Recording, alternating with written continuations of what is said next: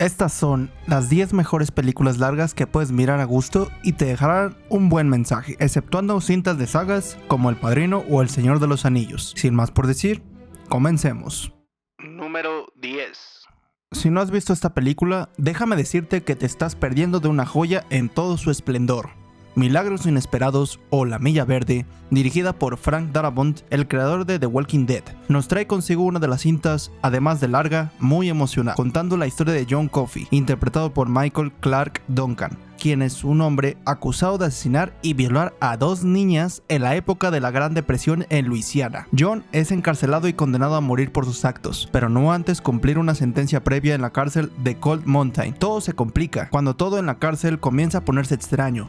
A medida que van pasando los días, tanto los reclusos así como los guardias de seguridad y o oficiales de la cárcel se ven envueltos en manifestaciones sobrenaturales relacionadas con el recién condenado John Coffey. Paul Edgecombe, interpretado por Tom Hanks, quien es el jefe del recinto Alabama Death Row, es decir, donde estaban los condenados a muerte, es quien poco a poco, junto con los demás, se comienzan a dudar de la veracidad de los atroces actos de Coffey, ya que se dan cuenta de que este no es lo que parece. La película está basada en el libro homónimo de Stephen King, donde el autor no quiso refutar una orden de terror en medida de la obra, aunque muchas veces en la cinta y el libro sí se muestran varias atrocidades de las cárceles en medida que pasan los minutos. No obstante, lo que nos conmueve tanto de esta cinta es su sentimentalismo, adjudicado a lo que no vemos, sino lo que de verdad está ahí. Nos preguntamos cuántas veces hemos juzgado de mala manera a alguien, con repercusiones fatales, y ni siquiera nos hemos dado cuenta de nuestro error. La cinta nos ayuda a plantearnos interrogantes en nuestra propia moral, qué hemos hecho bien y qué mal, y si hemos actuado o juzgado a algunos de manera prejuiciosa o hasta de mala fe, sin pensar que eso repercutirá en sus vidas tarde o temprano. Una cinta que nos invita a la reflexión individual, que te sacará lágrimas y te ayudará a ser mejor, si es que así lo quieres tú.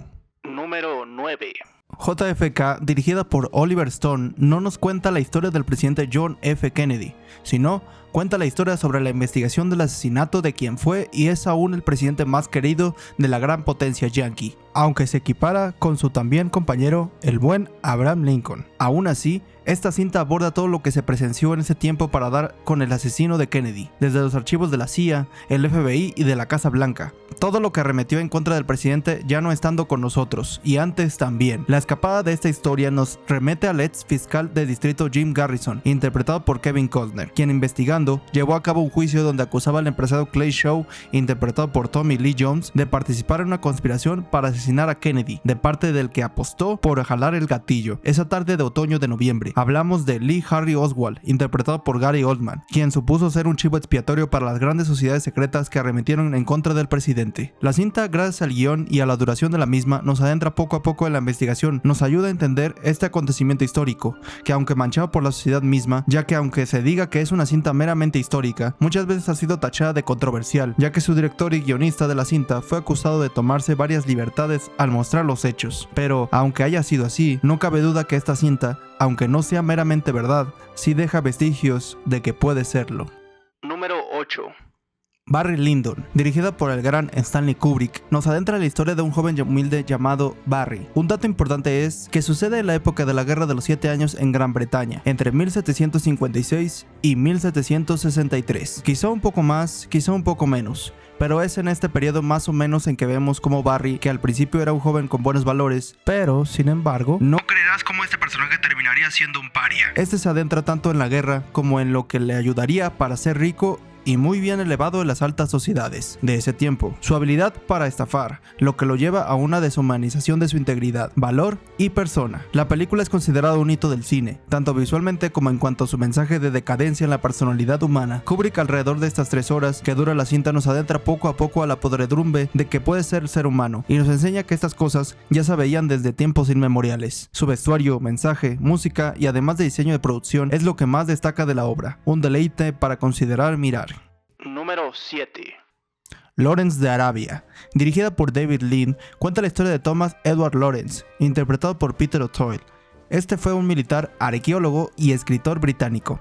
Su papel, que está representado en la película, es el de ser el enlace durante la rebelión árabe contra el dominio otomano, durante la Primera Guerra Mundial, creando así un libro llamado Los 7 Pilares de la Sabiduría, lo que lo llevó a ser apodado Lawrence de Arabia, en honor a su participación en dichas disputas políticas. En las casi 4 horas de película, nos imparte a un hombre quien ha sido víctima de la guerra y contra todo planea ser partidario de poder disolver la rebelión árabe para que ésta no se lleve a cabo. Aún así, esta película fue y es muy controversial. Primero porque la representación de Thomas, según dicen, no es la indicada, plasmándolo como alguien muy diferente a lo que era realmente. Además de la elección de actores no árabes para interpretar a estos en la cinta. Controversial o no, es una película muy disfrutable, que nos ayuda a entender lo complejo de las guerrillas metidas en los grandes conflictos que se estaban llevando a cabo en esos instantes. Totalmente recomendable por sus actuaciones, guión, acción, aventura, puesta en escena, vestuario, pues de hecho todo está excelente en esta cinta. ¿A quién queremos engañar? Número 6. En este puesto tenemos un empate, tanto con Oppenheimer como con Los Asesinos de la Luna. Primero hablaremos de la ganadora del Oscar a Mejor Película, Oppenheimer. Debo ser realista. Es grandiosa, técnicamente es impresionante, mientras que su ritmo frenético sobre la historia de la creación de la bomba atómica y de los sucesos posteriores que atacaron al buen de Robert Oppenheimer es muy llevadero, y eso que dura 3 horas la cinta, siendo esta la más larga en duración para su director Christopher Capo Nolan, consolidándose con su Oscar a Mejor Director.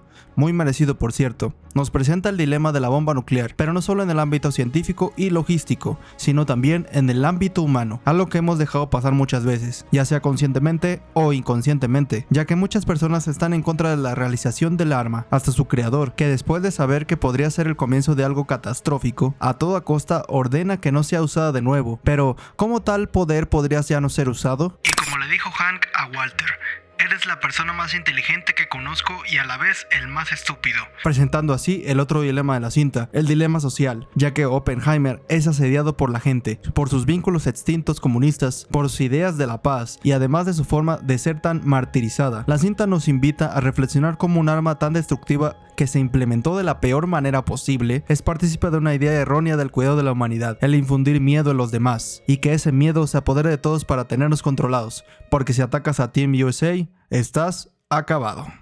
Y en segunda instancia tenemos a Killers of the Flower Moon, o Los Asesinos de la Luna. En mi opinión, la revuelta, asesinatos y genocidio ocupados por los yankees hacia los nativos en esta época sí es un mensaje mucho mayor. Nos adentra en los asesinatos de la tribu Osage en Oklahoma, antes de la Gran Depresión y durante. Además de verternos de boca en boca a los involucrados subyacentes de esta masacre, Scorsese nos lleva de la mano poco a poco a adentrarnos en esta historia. Nos dice, muchachos, tómense su tiempo para ver qué sientes de verdad sobre esto. Esta verdad que muchas veces no queremos y a veces decidimos ignorar, y en Los Asesinos de la Luna nos agarran desprevenidos, nos enascan las atrocidades que vemos, y la importancia de que sabemos que estas cosas pasaron casi desapercibidas durante décadas. Es lo que nos enerva más y más, nos ayuda a comprender que todo lo que se ha hecho, o casi todo, siempre ha habido una historia mal contada, o inventada, o trazada para que nos sintamos menos culpables de lo que de verdad se hizo, para solamente vendernos algo, para poder dormir tranquilos e ignorantes.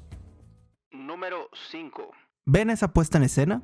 Pues esta película está llena de esas hermosas tomas. Danza con Lobos, dirigida, producida y protagonizada por Kevin Costner, cuenta la historia del teniente condecorado John J. Dunbar, interpretado por Kevin Costner, quien en la Guerra de Secesión es mandado a ocupar el cargo militar en terreno indio allá en la frontera. Al llegar ahí, se da cuenta del terrible estado en el que está el cargo, completamente abandonado. Mientras que su deseo de irse se avecinaba, su moral y apego a su cargo se sostuvo. Encargado él solo de hacer que la zona se hiciera a su imagen, mantuvo su cargo lo más que pudo, hasta que se encuentra con un lobo de pradera al que le llama Calcetines. Con este entabla una relación de amistad que lo lleva hacia su siguiente gran cruzada, a hacerse amigo de los que juró destruir y eliminar. Esto sucede ya que al entablar una relación con una mujer blanca que se juntó con los indios después de que John la salvará de su suicidio, este confundido, pero con su corazón en mano, quiere saber más de Erguida con puño en alto, llamada así por los Sioux, la tribu que querían eliminar los yankees.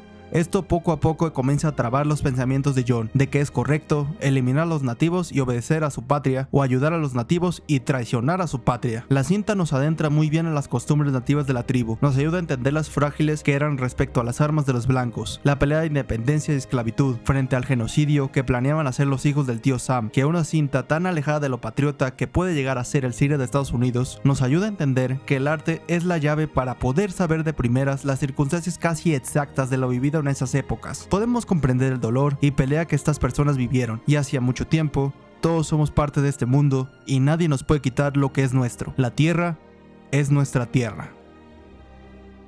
Número 4. Si hablamos de uno de los grandes exponentes de la paz en la historia, debemos hablar de Mahatma Gandhi, pero muchos no sabemos o no creemos que alguien haya sido tan bueno o que haya difundido la paz tan bien, porque en nuestros tiempos eso ya es muy difícil de creer.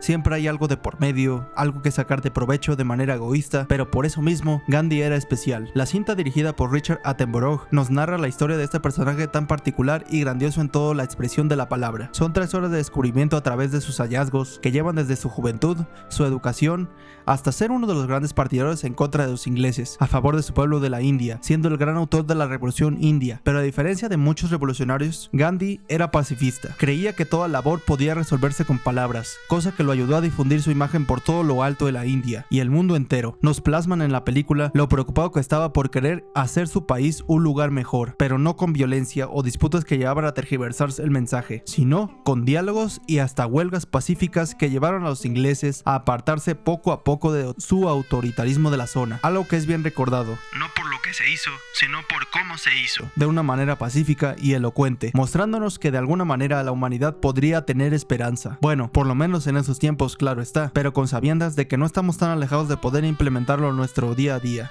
Ya saben lo que dicen, una pequeña acción puede hacer la diferencia. Número 3.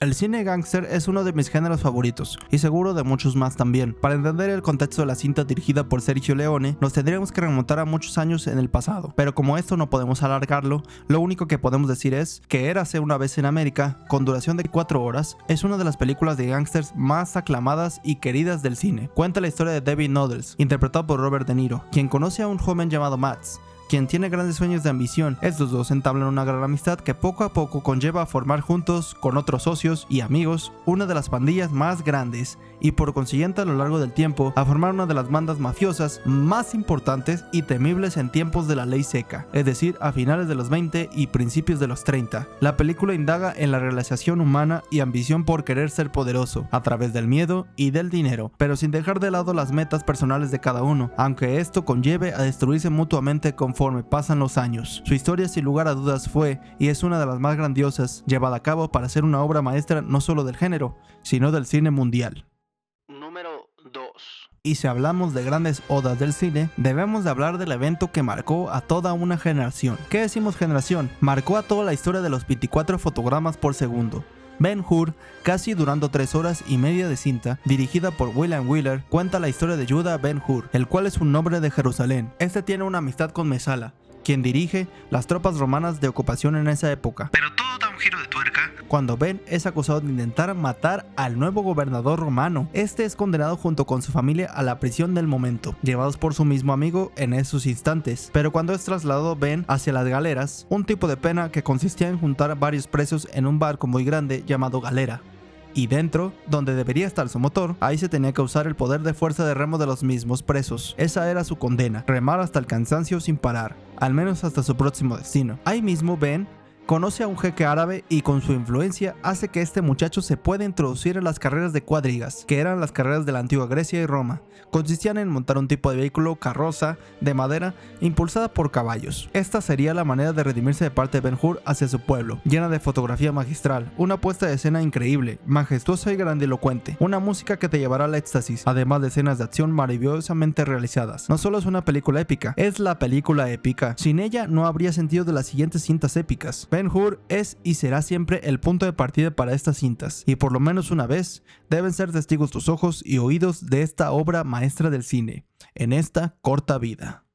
Número 1. La lista de Schindler, dirigida por Steven Spielberg, cuenta una parte de la vida de Oskar Schindler, empresario alemán quien salvó de morir a más de 1000 judíos polacos en el Holocausto durante la Segunda Guerra Mundial. ¿Cómo lo lo hizo? Ayudándose de su ingenio, comenzó a reclutarlos como trabajadores en sus fábricas de armamento e instrumentos de cocina. La cinta está rodada en blanco y negro, exceptuando algunas imágenes del final y otras que fueron remarcadas en la película, para darle un tono sombrío y tenue a su historia. De igual manera, el color es algo muy significativo de la película, mostrándonos en muchos puntos el enlace de una niña teñida de rojo en un lienzo de puros blancos y negros en algunas tomas. Spielberg quiso demostrar la verdadera humanidad de Schindler a través del performance del guión, sabiéndose valer de varias formas, encontrar la lucha del bien contra el mal. También otro tema muy tocado es la redención, la cual ejemplifica Schindler, el cual quiere salvar a todos los judíos que se les sea posible con su influencia, poder y riqueza. Y así, varios otros simbolismos podremos ver en esta obra maestra del cine. Amada por todos, no hay nadie que la haya visto que diga lo contrario. Visualiza de muchas maneras lo mejor y lo peor de la humanidad, pero cuando vemos lo peor de todo por encima, también debemos de tener esperanza de encontrar esa luz a través de la más larga oscuridad. Estas fueron las 10 mejores películas largas para su servidor. Si están de acuerdo, déjenlo en los comentarios. Si no, pues también déjenlo. Yo soy Ulises Díaz y esto fue Alpha Films.